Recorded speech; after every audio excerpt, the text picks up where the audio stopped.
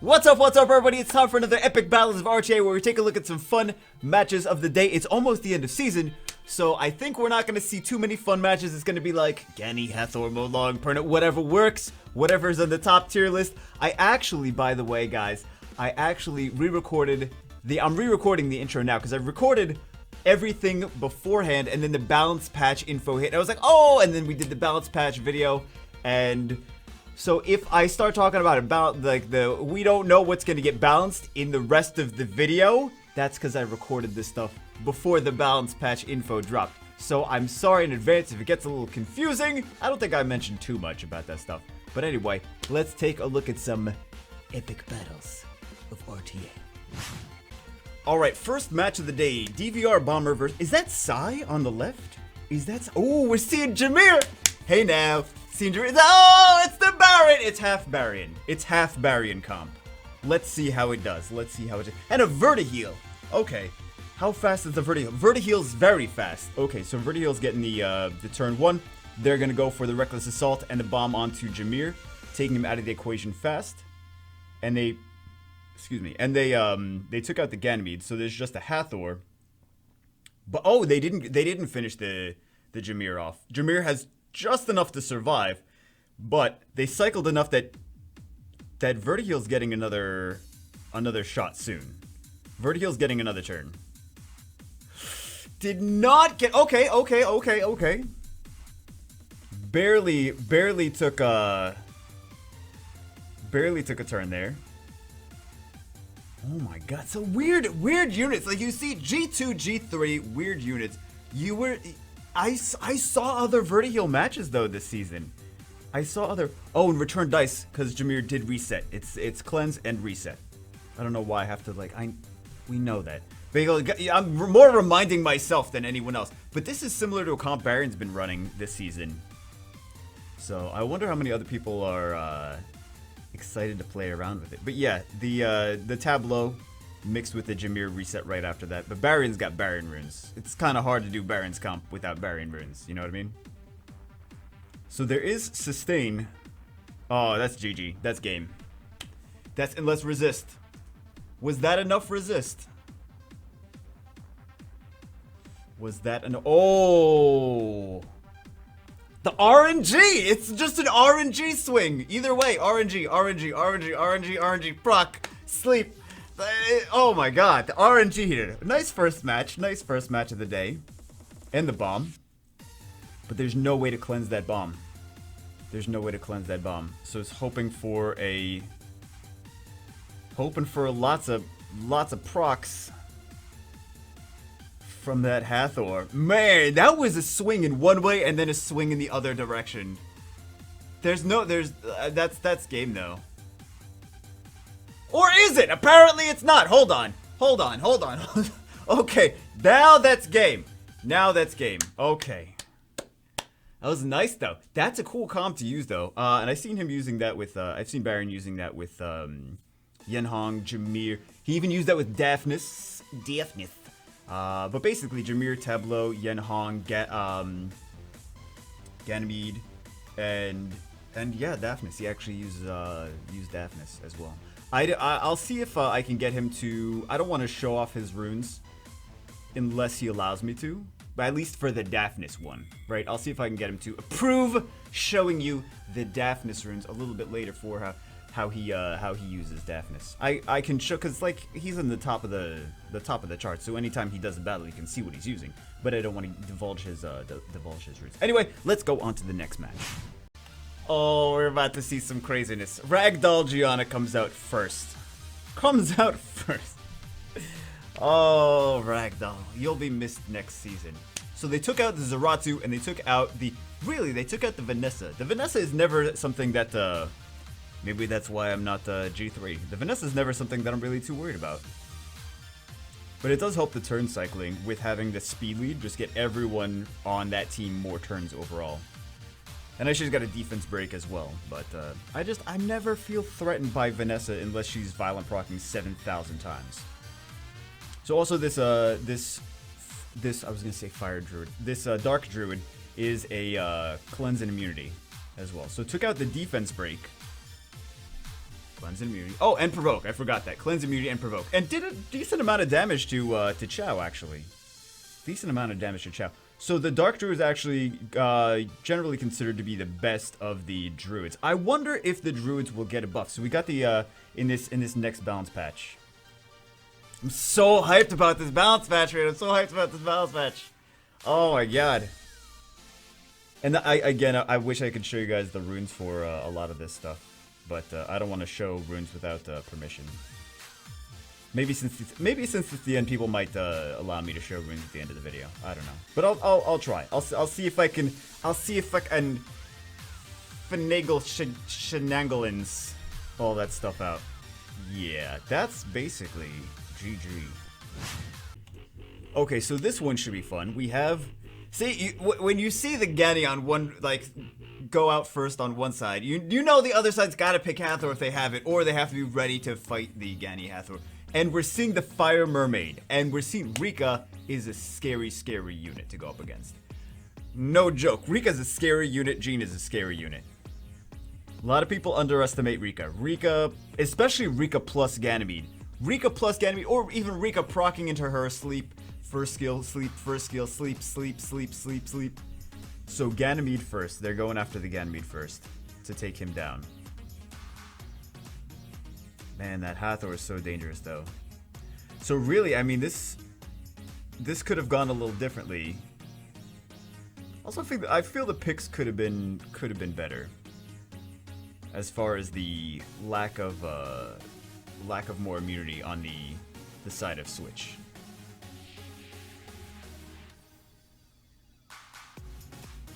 Fire Mermaid, though. Fire Mermaid.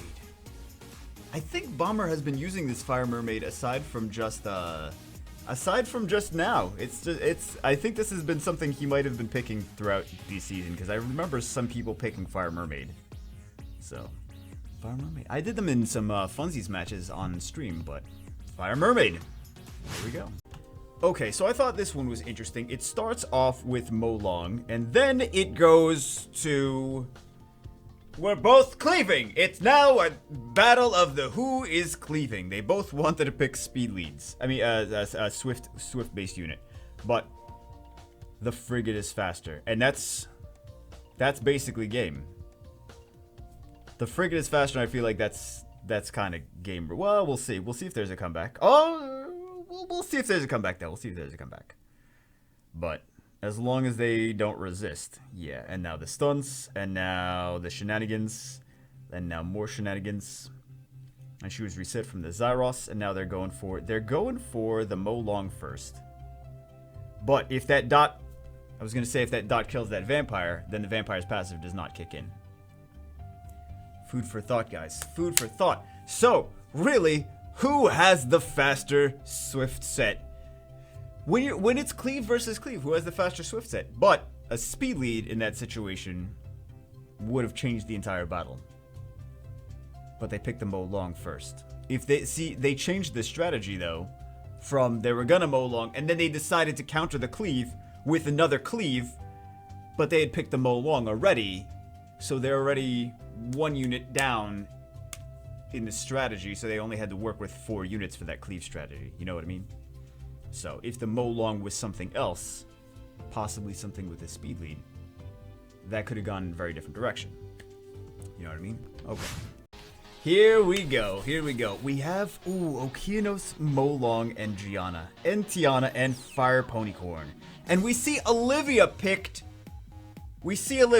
Okay. And again, that Olivia's ban. Of all the things you could ban, Olivia. Ooh, but that's gonna hurt. Okay, he's got the increased cooltime. I was gonna say, that's gonna hurt for that. Ooh, Pony doing pony things though. This pony could just solo the entire thing. And possibly might solo the entire thing. It's gonna get really ugly if this pony procs. Pony did not go too crazy. There's a comeback, okay. There's a comeback. No detonation because it's not Ciara. Oh my god, the comeback! Here we go, here we go. Oh, but that I was gonna say the Veligil was reset. The Veligil was reset because I was like, why no Veligil reset? But Veligil got his shenanigans again. But increase cooltime on Tiana so she can't strip, but Gianna can. I was gonna say Gianna can strip too. She can't strip when she's dead. You can't proc when you're dead. You have a 0% accuracy rate when you're dead. 0% accuracy, 0% resistance when you're dead. 0% chance to violence proc. When violent proc. When you are dead, all the chances of RNG in the game are down to 0. Well played, Bomber. I love his, like, some of the units that he uses are so cool. Like, just so cool to see things that is like, I'm gonna do things a little bit differently. Lots of people will use this, but I'm gonna use this instead. I decided I want to use this strange off-meta pick this season. That's why he's made it onto my favorites, because he does those little interesting things here and there, and you just gotta be like, I wonder how that works. And it generally works good when he does it. Okay, so this one's a little bit, it starts on meta, and then it starts to go into Miyang, which is actually a good pick. It's not that she's a bad pick. And then it goes into Camila. Okay, so we're seeing Miyang Camila. Let's see. Against a lot of fire threats, right? Against a lot of the fire threats. So he launches into Ganymede, and then he's kind of forcing, I was gonna say he's gonna force out the heal from the Viva Chill, but doesn't force the heal. Instead, just kills. Because he killed before she even got a turn. That Mo Long. Rex. Viva Chill, so pretty Viva Chill. Okay. So reduce that defense breakdown. Camille's just sitting there. Sitting there doing not really too much of anything for a while. Camila can hit hard endgame, but Camila used to be, Season 1 Camila was really good. Because Camila could just proc and proc and proc and... Well, a lot of stuff was different. There's a lot of crazy procking Season 1. Oh, some of those matches were absolutely crazy. So can Camila Miyang solo this?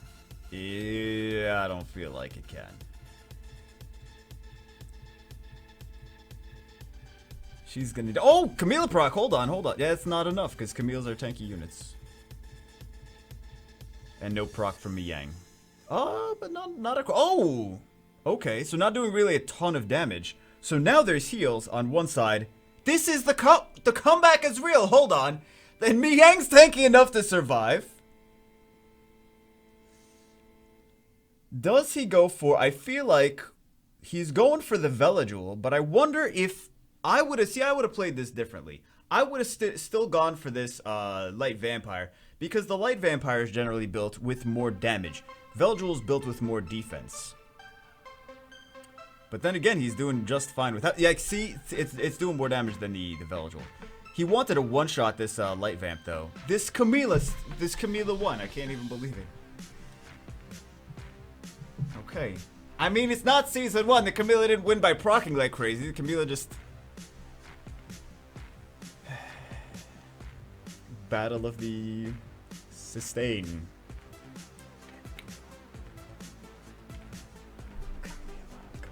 Camila. We never see Camila. Well, one of the reasons we don't see Camila is like, there's a lot of things like Camila doesn't do any debuffs, doesn't do any immunity, doesn't do things like that. If you can keep Camila from moving, if you can keep Camila from getting turns, like for example with the water BK, you can keep just reducing Camila's attack gauge. And then gives Camila a brand, and then he increases his attack gauge, and then he keeps Camila unlocked. Ganymede Hathor keeps Camila unlocked, right, with all the attack gauge reduction. Tessarion is a great counter to Camila, so it's just so much stuff. Ciara, Mo Long just doing ignore defense, ignore everything damage to Camila, so you don't really see Camila too much, but you see Camila win here. There we go, Camila win. Okay, I wasn't gonna include more of this, but it's too fun to watch this crazy OP stuff. And a lot of the other ones are just like Gani, Mo Long, Hathor, blah blah blah blah. Lucian! Hooray, Lucian! Okay, what does the Lucian ban mean? They had a lot of defense on their units instead of HP? Curious. Or they wanted to go for the defense leader skill. I actually did not check. No, they got a decent amount of HP too. So one is done though. One is done. Is this double light dark Dragon Knight though? Is that gonna be able to I don't know, man. I don't know. Is that gonna be able to take it out? The crit. We need more crits if we're going to have a chance to survive. And Perna just deletes things. Perna deletes Ragdoll. Perna deletes. Well, you know what? That proves a good point, though. That Light Dark Nat 5s don't automatically guarantee you any wins. That proves a good point. That proves a very, very good point. Okay, this one should be fun. I wonder if the person on the right actually has a Light Druid and just doesn't use it. I wonder if the Light Druid will... I wonder what some of these things... But the Skogul. Nice, and we get to see Skogul in action. But Skogul's probably going to get... She's an HP tank. It's kind of hard to nuke Skogul down, though. But, man, I gotta summon one of those guys. Oh, man. Oh, and the resistance and more resistance and shenanigans. And Skogul's gonna do some big burst damage. I wonder how Skogul works with this light vampire. Oh, he got her at human. Well, he left himself open to be attacked in human form, though. So he's got the stone up. Everyone procced. Okay, so now that damage, that HP-based damage is going to be split among 3 enemies instead of 4, right? And the bomb. And the... basically... Don't... Oh, wow! Wow, wow, wow. And another bomb. Oh, God. Oh, God! Ciara procs! Nerf Ciara! So he goes for the decreased attack gauge on his first skill for the Molong, though. I mean, that team's just proccing, though, a lot. That team's proccing a lot. Sometimes it kind of feels like that team's proccing a lot. I really wanted to see some more of the Skogul shenanigans, but that team's proccing... The procs. This, we could have seen a little bit crazier. Not crazier. We saw some craziness, but... Man, I feel like the RNG was a little bit, kind of lopsided on that one. Maybe it's just maybe, I don't know. Maybe I just wanted to see Skogul win. I wasn't viewing it. In an unbiased fashion. I was very biased in that match. I wanted to see Skogul win. Okay, let's see what's going on here. We got a bomb team, kind of a bomb team. Bomb CC versus CC. So we got CC versus CC. Hold on, guys. It's basically just, hold on, do they not have, oh, they do have Wolverines. Okay, so we only got CC on 1, CC on 2, and the bomb is down. And the proc. It's always a proc. It's always a matter of one proc versus another proc. But that, well, the Hathor, as soon as she procs, she's dead. Okay, so literally one proc turned the tide of the entire match, as usual. As usual. Oh, hold on. Did we see? Oh, another. Okay. Some more shenanigans. And another bomb. One proc changed the entire match.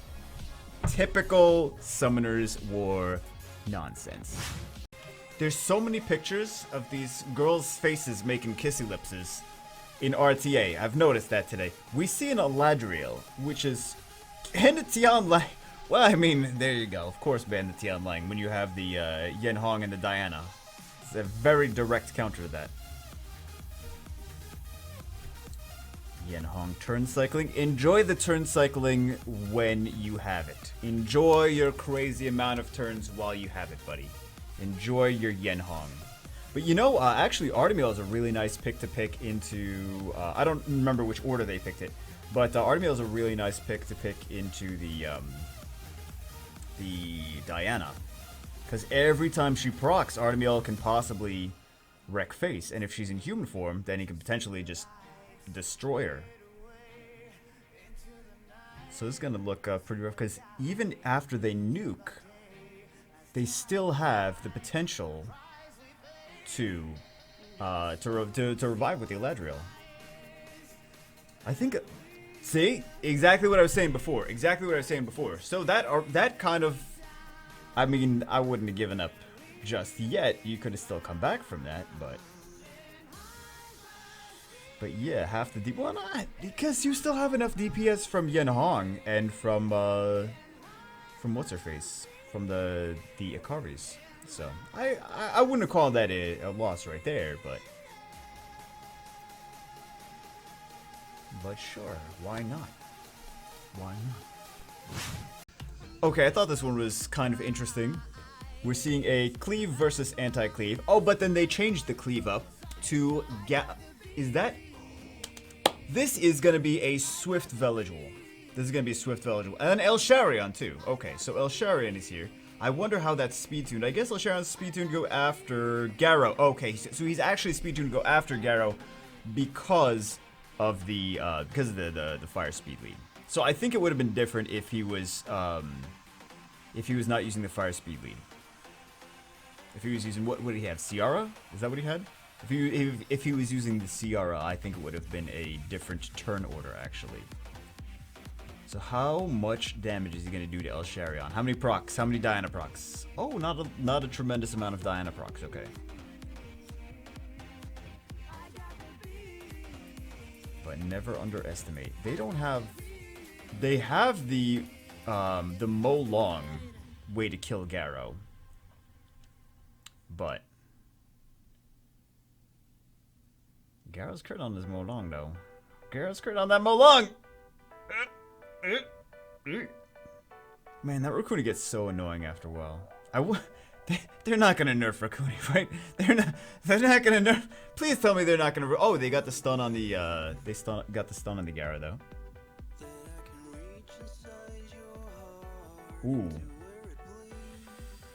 Ooh, getting a lot of good RNG on that Garrow.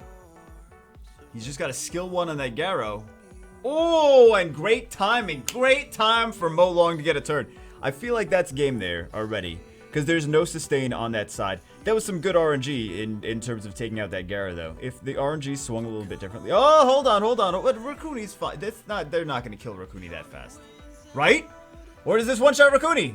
No, it's not going to one-shot Rakuni. Okay. But there's just no sustain on the others. I mean, there is the shield. So unless Veligible can do enough damage with the attack buff.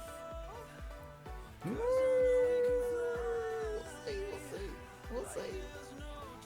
Rakuni doing Rakuni things. Nat 5 Rakuni though. Nat 5 Rakuni. Oh, that's gotta be game at this point. That's gotta be game. Yeah, like I said, they didn't have the sustain. Amelia Rakuni are such good picks sometimes. They really are.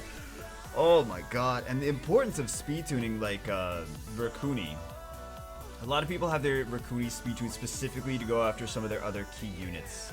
To give those key units like the chance to strip and then defense. Like possibly going after Mo Long so that Mo Long can strip first turn and then defense break. Or if he doesn't get the strip and defense break, then he goes for, then Rakuni resurges again and then gives Mo Long a chance to nuke with the third skill, or even potentially Mo Long nuke with skill 3, and then Rakuni goes right after, heals up Mo Long a little bit so he's not super weak, and then gives Mo Long a chance to go again and either strip or defense break. A lot of times it's to go after Mo Long, but I see some speed tune to go after.